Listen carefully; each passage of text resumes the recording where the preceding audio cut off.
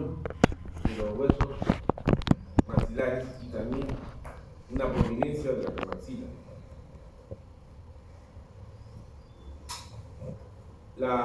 El labio fisurado, o también llamado paladar hendido, se puede presentar simultáneamente con el labio leporino. Como dice acá, el sexo más afectado es el sexo masculino, ¿no? Y muy pocos son las personas de sexo femenino. Si ustedes conocen amigos que han sido operados del labio leporino, la mayoría son varones, muy pocos son mujeres, ¿no? Ahora, si le preguntaran en el examen cuándo se interviene el paladar, sería una pregunta que averiguarían ustedes cuando lleguen el curso de cirugía bucal. Ahí está el torus palatino, es una protuberancia ósea, es una lesión no neoplásica. Tanto en hombres como en mujeres se puede presentar y tiene diferentes formas de presentación, ¿no? Puede ser lobular, puede ser nodular, puede ser a manera de media luna. Y si es a manera de media luna, se conoce con el nombre de fusiforme, es de crecimiento lento, mayormente es asintomático, no duele, pero a veces la persona se queja de dolor porque el epitelio se comienza a hacer más delgado, ¿no? Y la cirugía, el procedimiento quirúrgico, solamente si es que no puede colocarse una prótesis, como el paciente se queja de dolor. ¿Y cómo sería la intervención? Aquí, por ejemplo, la intervención de la situación de ese torus, colocaríamos anestesia en la bóveda palatina, ¿no? Y haríamos una incisión o un colgajo en doble Y. ¿Cómo es el doble Y? Por acá solamente sale algo, y ustedes conocen un papel de bajo nervioso, hay un agujero, entonces le haces una V.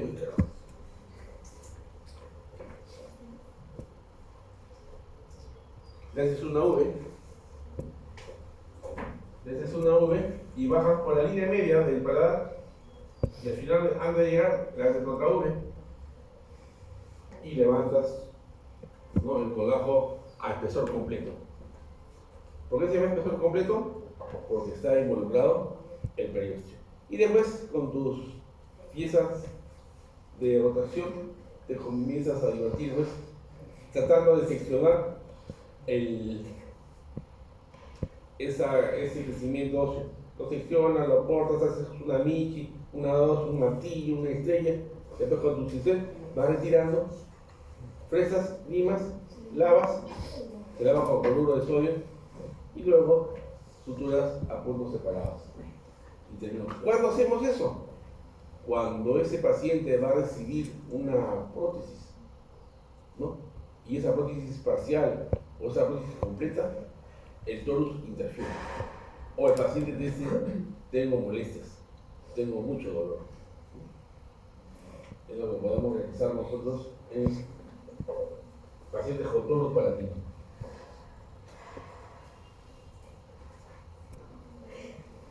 Después encontramos las perlas de Epstein.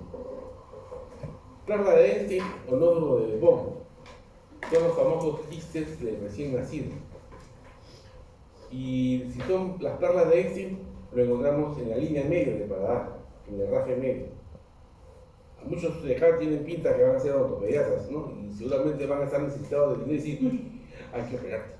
Dice a la pobre mamá del niño que cada vez que grita por su leche, le vemos unas pintas blancas en el rafe medio. Se conoce con el nombre de perlas de Epstein. Eso no se opera. Eso involuciona con el crecimiento del niño.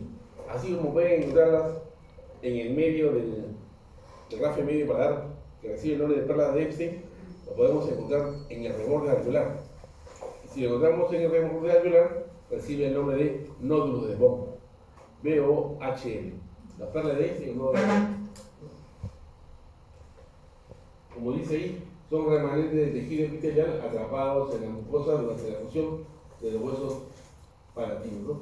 Son famosos quistes del recién nacido, ¿no? no requieren tratamiento porque involucionan. Entonces, fisura palatina, perlas de Epstein, toros palatinos, son lo que probablemente estamos encontrando en estos pacientes. Y después ya vienen las alteraciones de color.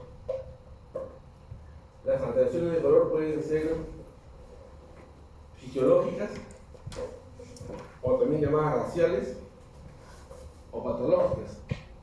O podemos encontrar alteraciones de color de origen vascular. Y de origen vascular podemos encontrar las púrpuras, las petequias o las esquimosis. Y las alteraciones de color, el color mayormente que podemos encontrar son de color pardo, que pueden ser raciales, sobre todo de gente morena o de raza negra, lo vamos a encontrar, o presenta algún síntoma, algún trastorno endocrino. La pregunta de examen es, ¿qué trastorno endocrino mayormente puede presentar alteraciones en la mucosa del paladar o en la mucosa gingival, o hasta en la piel del paciente, o hasta en los dedos del paciente, en las manos del paciente?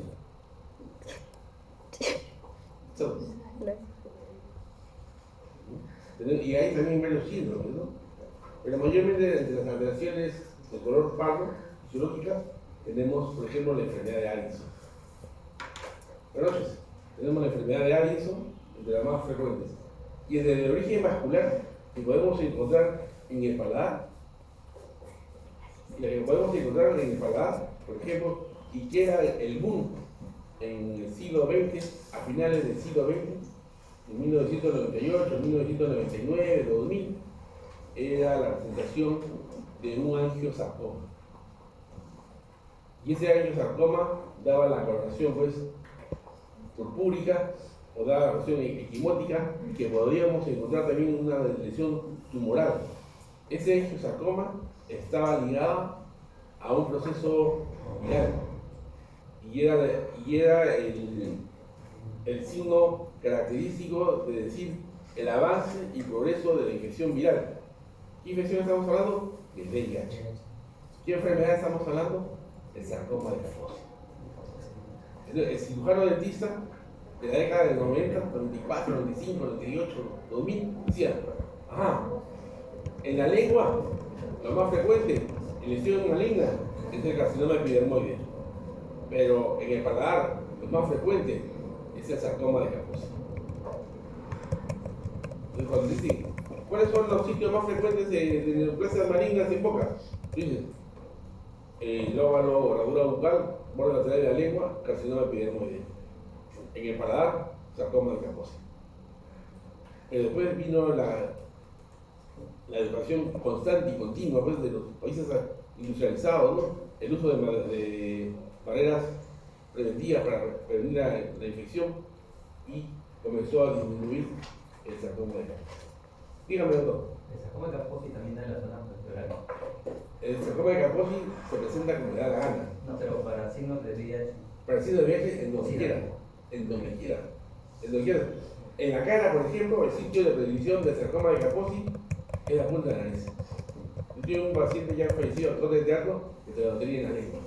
Lo puedes tener en la gingiva, lo puedes tener en la frente. Por ejemplo, Filadelfia, ¿han visto esa novela con Tom Hanks? Con Tom Hanks, ¿no? Tom Hanks.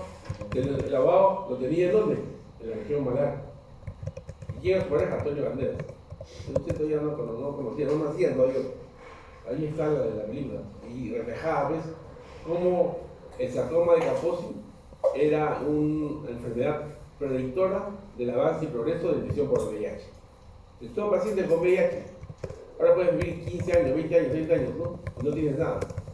Pero en esa época, todo paciente con VIH que tenía un sarcoma de Kaposi, decíamos, estás en la fase terminal, estás en la fase SIDA. Y las de origen vascular, ¿qué son las petequias, doctora Chávez Sigri? Manchas pequeñas. Extravasación. Cada vez que hablamos de petequias, equimos, estamos hablando de extravasación sanguínea. Las petequias del tamaño de la cabeza de una punta de alfiler. La equimosis grandes y como si fuera el chupetón del enamorado. Equino. Y el hematoma, aumento de volumen. ¿No? Igual que en una equimosis, pero con un aumento de volumen. ¿Por qué? Porque hay una evaporación de sangre.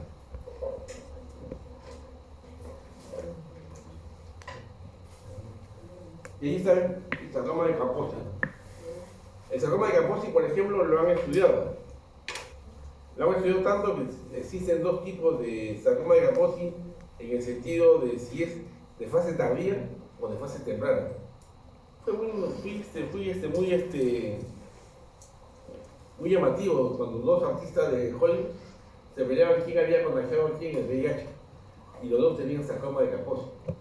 Y al final estudiaron, ¿no?, histológicamente el sarcoma de Kaposi y determinaron que uno estaba en la fase tardía y el otro estaba en la fase temprana.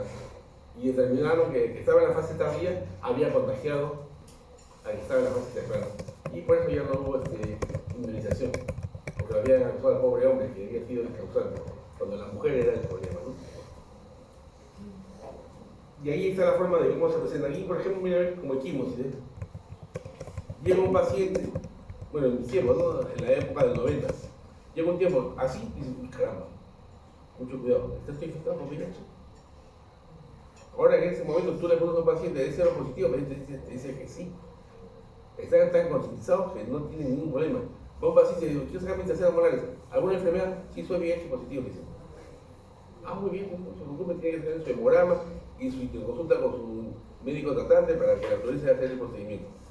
Pero en mi época, tú dices, ¿tienes VIH? ¿Cómo pensar eso, doctor? Nunca jamás. Yo soy fiel, 100%. Usted, pero su pareja también es, te engañaba, pero ahora sí te dicen que somos cero positivos. Y ahí está la forma de cómo se presenta el sarcoma de Kaposi, como una mancha o una mácula. Ajá, Sandra, ¿y cuál es la diferencia entre mancha y mácula?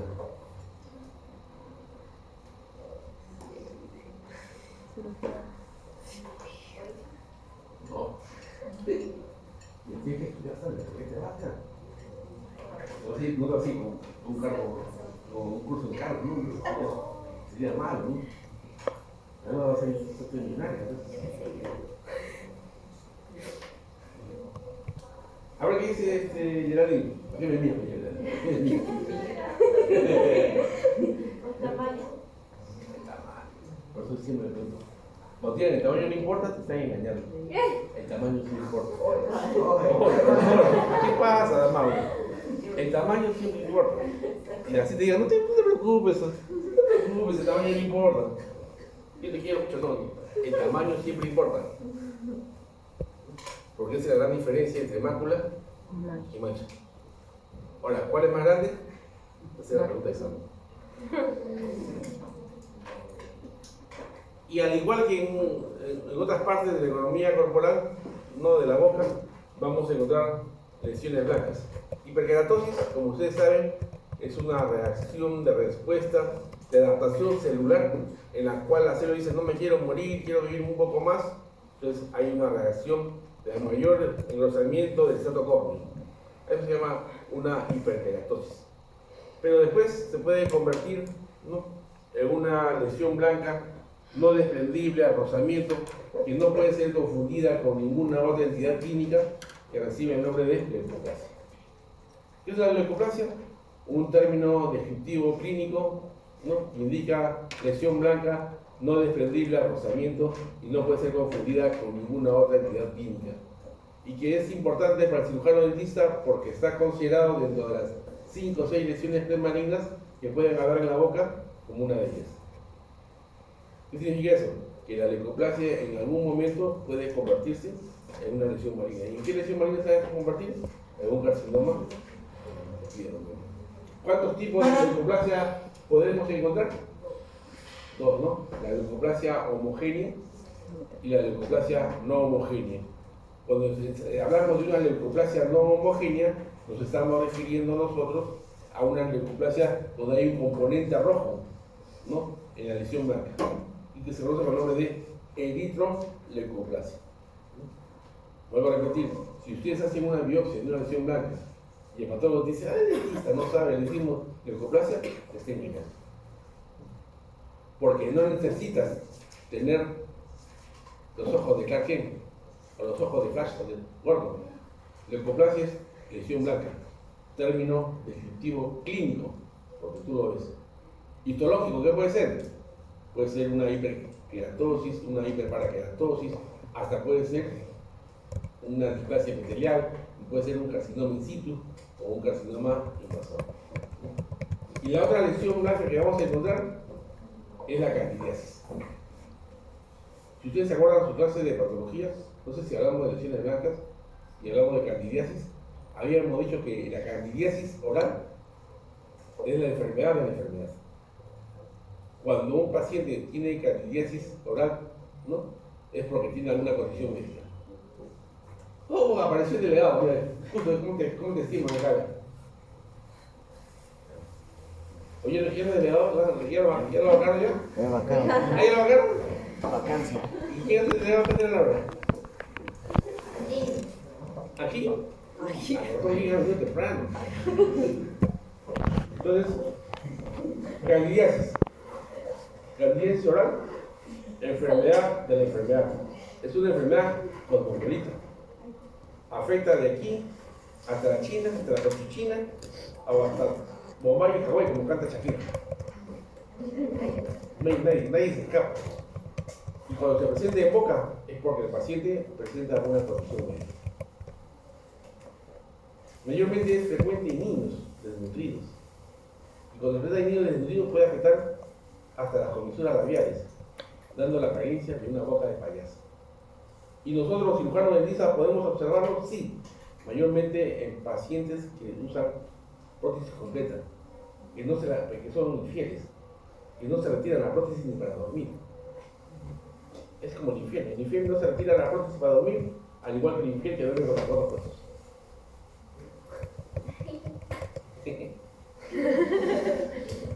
Listo. Y el tratamiento, si fuera de nuestro campo, ¿qué haríamos? Agarraríamos la prótesis y la confiscamos. Y le damos el tratamiento que puede ser con antifúngicos o antihongos. Por ejemplo, la cistatina, el fluconazol, el metronazol, que son efectivos para la candidiasis, ¿no? Son las lesiones blancas más frecuentes.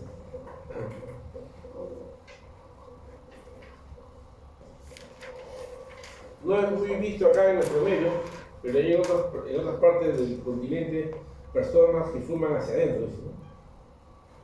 Y tenemos la estomatitis nicotínica, que también es considerada como una lesión premaligna. ¿Qué significa? Que en cualquier momento se puede convertir en una lesión maligna, ¿no? Y ahí ustedes ven la apariencia, ¿no? Múltiples nódulos, ¿no? Enrojecidos, de color blanco, difuso, un pequeño punto rojo en el centro, que representa el orificio obstruido de una glándula salival accesoria. ¿En dónde está? Tercio posterior. En el tercio anterior no hay. ¿Por qué? Porque no hay glándulas salivales. En el tercio posterior, si hay glándulas salivales, ahí lo demuestra ese punto enrojecido que viene a ser el conducto excretor obstruido de la glándula salival o inflamado, ¿no? De la glándula salival palatina accesoria. Estomatitis nicotínica. ¿Qué hace? En este caso, decir al paciente que no fume, ¿no? Estomatitis nicotínica.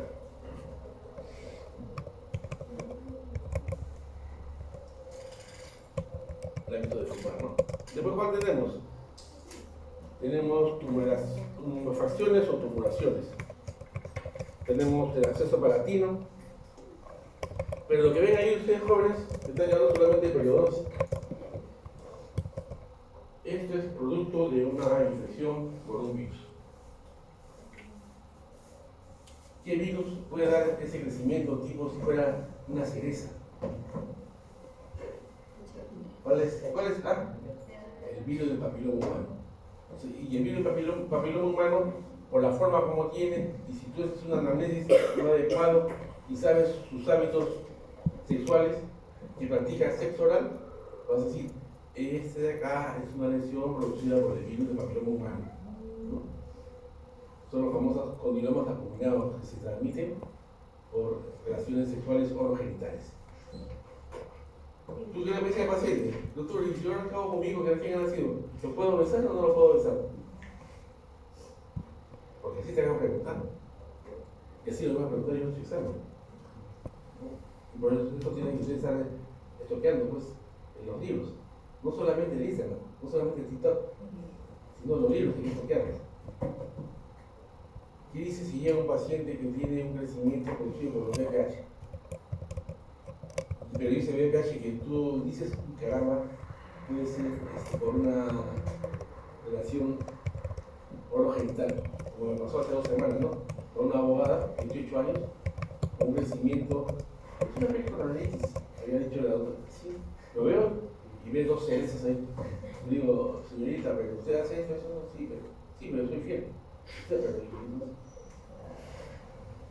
es lo que vamos a hacer? Retirarlo y mandarlo al estudio. Nada más. Pero ya tienes el virus en tu organismo todavía. Entonces, ¿qué haríamos?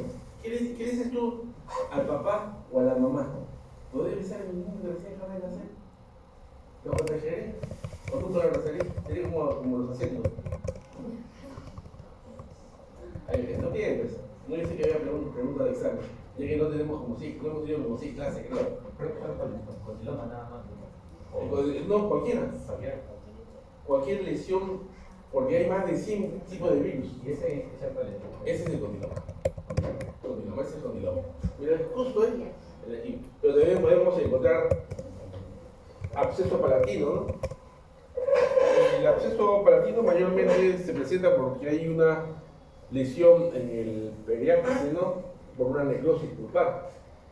La pregunta es, ¿y por qué siempre mayormente el absceso palatino en el sector anterior puede ser problema de una pieza, de un incisivo lateral? ¿Por qué dice Fernando Manuel? Porque sí va a venir desde lateral. ¿Ah? Sí va a aparecer desde lateral. No, ¿por qué mayormente cuando hay un absceso palatino, hay una tumefacción en el paladar, se debe a una necrosis de una pieza? ¿Por qué mayormente es el incisivo lateral? Cuando estamos hablando de canino a canino. ¿No está bien? A ver, el nuevo delegado. El nuevo delegado. Jim. ¿Por qué? Es la pregunta. ¿No?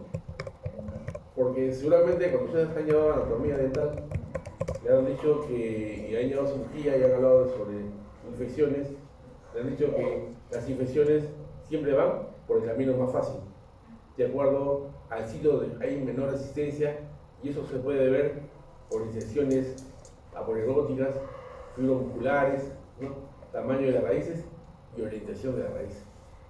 Los incisivos laterales, mayormente su raíz está orientada hacia palatino. Y es por eso que es la pieza más frecuente que puede dar origen a absceso palatino, ¿no? Pregunta de examen, ¿no? Para que imaginen, ustedes ya lo saben. Y después también podemos encontrar otra enfermedad neoplásica. Ahí Dios no lo quiera, pero cuando te dedicas a la parte quirúrgica médica, encuentras enfermedades donde tú no lo quieras encontrar. Y una de ellas es con los linfomas no Hodgkinos, ¿no? En boca. ¿No? ¿Qué es el linfoma? El linfoma es una neoplasia maligna de los linfocitos. Los linfocitos B, como ustedes saben, son encargados de la respuesta humoral. Y los linfocitos T son encargados de la respuesta celular. Y entonces vamos a encontrar linfomas, antiguamente llamados linfosarcomas. ¿Por qué? Porque no es el tejido epitelial, es un tejido conectivo especializado, ¿no? De los famosos linfocitos. La atención más frecuente, si te dedicas a la parte de odontología, dedicada a la parte de médica y quirúrgica, lo vas a encontrar. Pero si te dedicas solamente al mantenimiento dental, ¿no? Y se dedica solamente a diseño de sonrisa de canino a canino, no te interesa nada más, nunca la vas a encontrar. También podemos encontrar quistes fisurales o embrionarios. En el maxilar superior el más frecuente es el naso palatino, el palatino medio glóbulo maxilar son los famosos quistes fisurales, también llamados quistes embrionarios.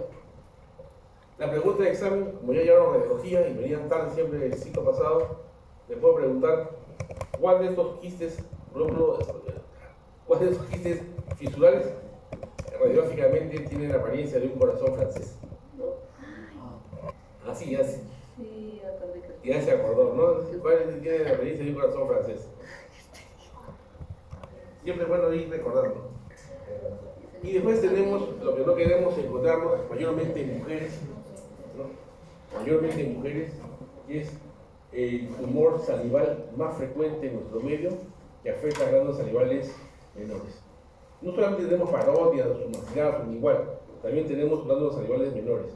Y de las glándulas salivales menores, el tumor más frecuente en mujeres a partir de los 20 años es el adenoma pleomórfico.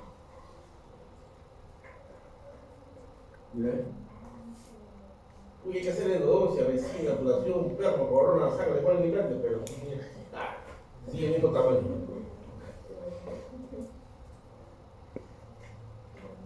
¿Y qué es? Al final, cuando haces un estudio, es una lesión tumoral, es un adenoma pleomórfico. Otro que podemos encontrar es la hiperplasia papilar inflamatoria, ¿no? Y como ven ustedes, se presenta como numerosas proyecciones papilares edematosas que pueden adquirir un aspecto verrucoso, mayormente en pacientes portadores de prótesis completa.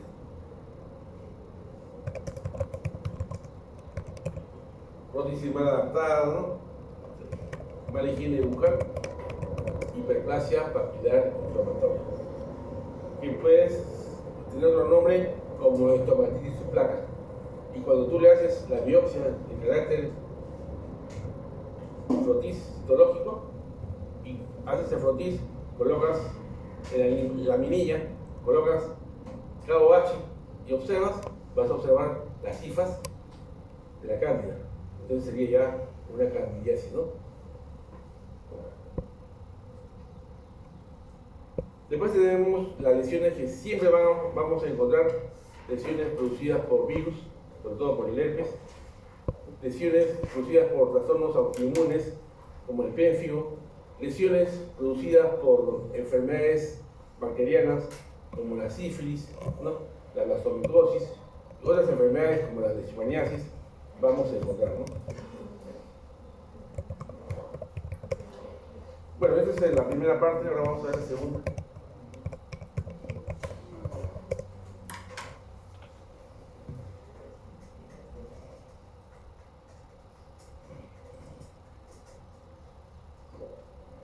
Y ahora vamos a hablar sobre los principales signos y síntomas que se pueden presentar en el piso de boca.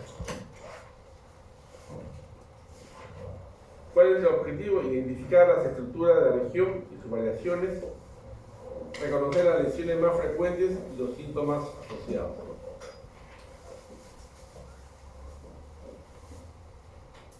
¿Cuáles son las características anatomofuncionales del piso de boca? Mucosa rosada, lisa, brillosa, húmeda y delgada, una área de forma de herradura, en la línea media está el frenillo lingual y también vamos a encontrar las carúnculas del conducto de Wharton, ¿no? Que corresponden a qué glándula, Antonio. Las carúnculas del conducto de Wharton, el conducto de Wharton es un conducto excretor, ¿de qué glándula?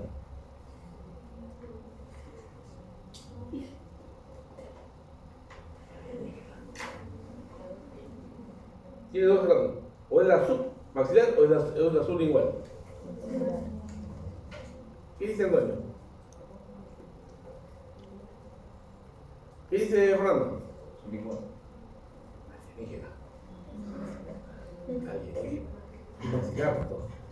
¿Por qué? Porque la glándula sublingual es tan pequeña que tiene múltiples conductillos. Uno de los más famosos es el de Rivinus, el de Marcolin. En cambio, el conducto de Wharton es único, es muy grueso, es muy delgado. Mayormente se presenta en los cálculos salivales ahí, ¿no?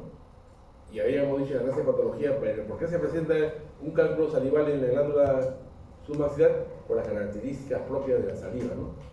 salida más mucinosa, más rica en proteínas, ¿no? Y sobre todo por el recorrido antigravitacional del conducto de Barton. Acuérdense, ¿no se acuerdan? Ahí está. Pero eso ya vamos a hacer más difícil, ¿no? Nos vamos a sacar. ¿Cuáles son los músculos suprayoideos? Y las lesiones que vamos a ver son las que ya hemos visto desde el inicio de la clase: lesiones blancas, lesiones inflamatorias, inflamaciones y quistes salivales, lesiones de vesículas ampollosas, neoplasias benignas y neoplasias malignas. De las lesiones blancas, ¿cuáles? Leucoplasias. Inflamaciones y quistes salivales, ¿cuál es la más frecuente? La rándula. De las lesiones de vesículas ampollares, ¿cuáles son las más frecuentes? El herpes. De neoplasias benignas, los adenomas. Y de las neoplasias malignas, el carcinoma epidermoide. Bueno, ¿cuál es? Vayan a descansar. Solo nos vemos más al rato. Entonces,